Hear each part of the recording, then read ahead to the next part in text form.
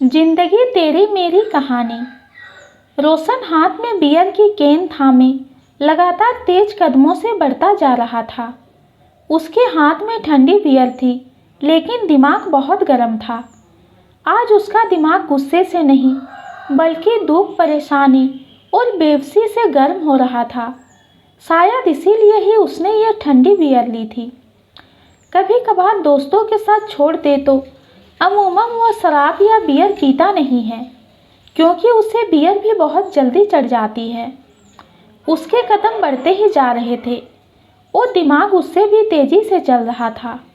दिमाग में चल रही इसी हलचल के साथ रोशन अपने उस ठिकाने पर पहुंच गया, जहां इस अनजान शहर में उसे कुछ अपनापन लगता था। यह नदी का पुल, जो उसे याद दिलाता था उसके गांव के पास से निकलते एक बरसाती नाले की, जिस पर बने छोटे से पुल पर अक्सर अपने दोस्तों के साथ मस्ती करने जाया करता था। जहां पर वो सब बहुत सी शैतानियां, बहुत बचपना करते थे। रोशन के लिए दोस्तों के साथ बिताए वो पल ही उसकी ज़िंदगी का खजाना था। बस उन पलों को याद करने के लिए, कुछ पलों के लिए, अपने होठों पर मुस्कान लाने के लिए वह यहाँ खींचा चला आता था। लेकिन आज बात कुछ और थी। मुस्कान तो आज उससे कोसों दूर थी। हाँ, आंसू लगातार उसका साथ देने की कोशिश कर रहे थे। बस वही, जैसे तैसे उन्हें आंखों में कैद किए हुए था। उसने बियर कैन को ओपन किया, अपनी आंखें बंद की और उसे अपने होठों से लगा लिया। गट-गट करके वो तेजी से बियर पीने लगा, जैसे वो एक अमृत है और उसे उसमें अपनी ज़िंदगी दिख रही है। रोशन ने बियर की कैन आधी खाली करके अपने मुंह से हटाई। वो पूल की रेलिंग पर हाथ रखे हुए नीचे बहते पानी को देखने लगा। बहते पानी के साथ साथ उसके मन की हलचल भी और तेज हो रही थी, जिससे बचने के लिए उसने नशे का सहारा लिया था। वह नशा ही उसे उन बातों के, उन सवालों के और पास ला रहा था। उसके कानों में बार बार कुछ शब्द गूंज रहे थे। कभी उसकी माँ की सुबह की कॉल, रोशन तेरी बहन के ससुराल वाले आने वाले हैं, कुछ पैसे भेज दे। बड़े वाले ने पैसे देने से मना कर दिया है। अब मेहमान आएंगे तो कुछ आवभगत करनी पड़ेगी, कुछ हाथ में भी थमाना पड़ेगा। तू तो जानता है रीता के ससुराल वालों को। अगले ही पल पापा की बातें, तेरे तावजे बंटवारे की बात कर रहे हैं, हमारा हिस्सा दबाना चाहते हैं वो, तू कुछ कर। फिर रेखा का चिल्लाना, हाँ नहीं करती मैं तुझसे प्यार, हो कौन तुम, जाओ निकल जाओ मेरी ज़िंदगी से। बॉस का पूरे ऑफिस के सामने कहना, तुम किसी काबिल नहीं हो, तुम कुछ काम नहीं कर सकते, तुम्हें अभी जॉब से निकालता हूँ, जाओ जाकर मजदूरी करो, गंवार कहीं के। ओह नहीं नहीं नहीं। रोशन अपना सर पकड़ लिया, जैसे इन सब बातों से उसका सर फटने वाला है। वह हर तरफ से आती परेशानी और उन परेशानियों से ना लड़ पाने की अपनी बेबसी के आगे हार चुका था। उसकी आंखों ने अब आंसुओं को रोकने से मना कर दिया था। वह लगातार एक छोटे बच्चे की तरह रो रहा था, जैसे वो इस दुनिया के मेले में खो गया है और किसी को उसकी कोई परवाह ही नहीं।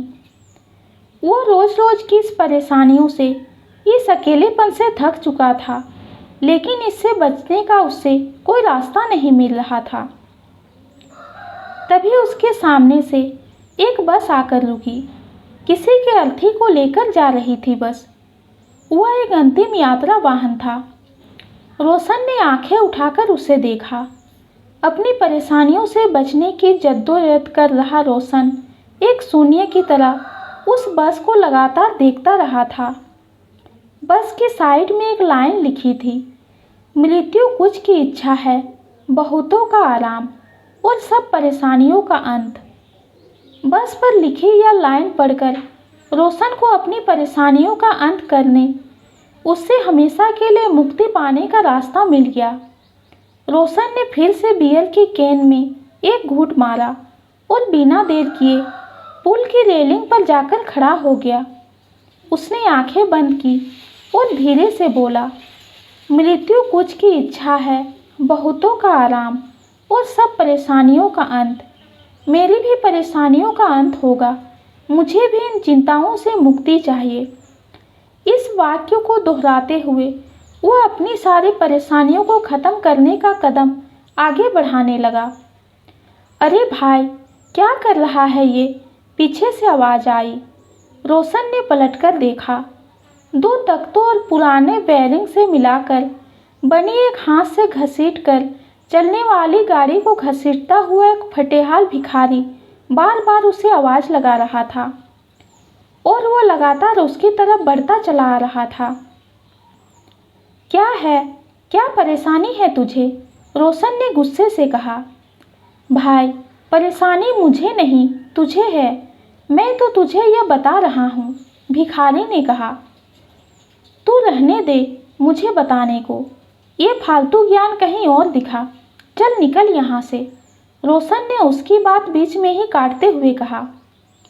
अरे भाई, सुन तो ले, मैं कोई फालतू ज्ञान नहीं दे रहा हूँ और जो तू कर रहा है मैं उसके लिए तुझे नहीं रोक रहा हूँ।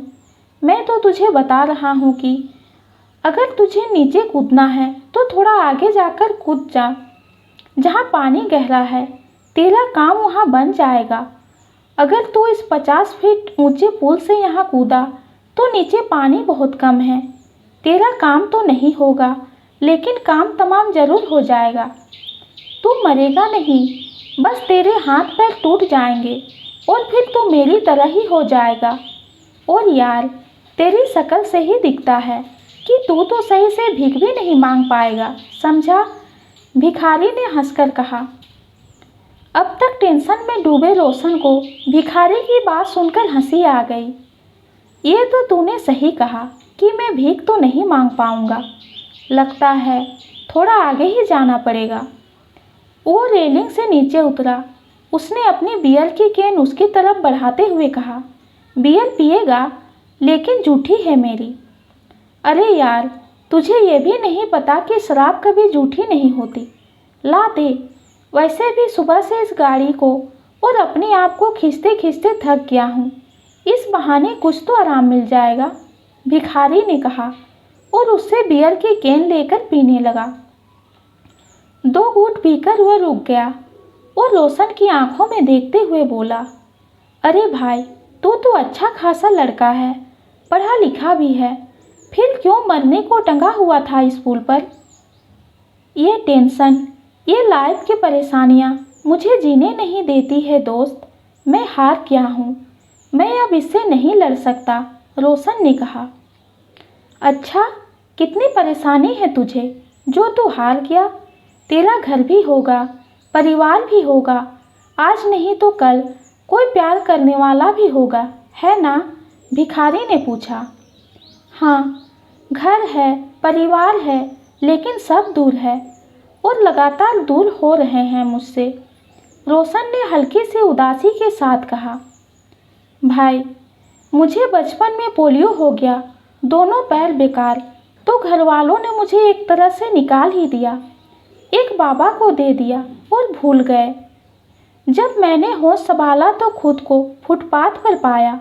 ना मेरे सर पर छत है, ना कोई अपना कहने वाला, और तो और भगवान ने मुझे खड़े होने लायक भी नहीं बनाया।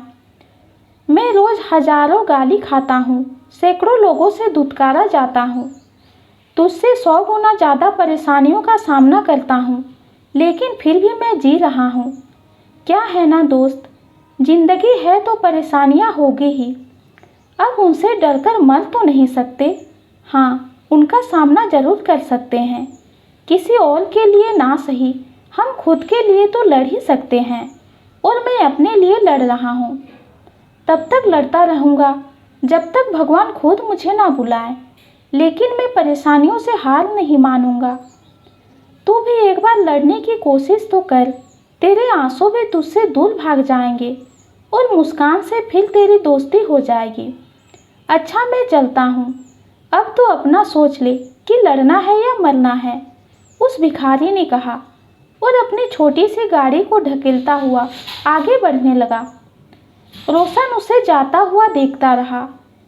उसने अपने हाथों से अपने आंसुओं को पोंछा और जोर से चिल्लाया, हाँ मेरे दोस्त, मैं लड़ूंगा। उस भिखारी ने पलटकर देखा और मुस्कुराते हुए उसकी तरफ हाथ हिलाया और बोला, मैं जानता हूँ तू कायर नहीं है, तू लड़ेगा और जीतेगा भी। रोशन ने भी धन्यवाद के तौर पर हाथ हिलाया।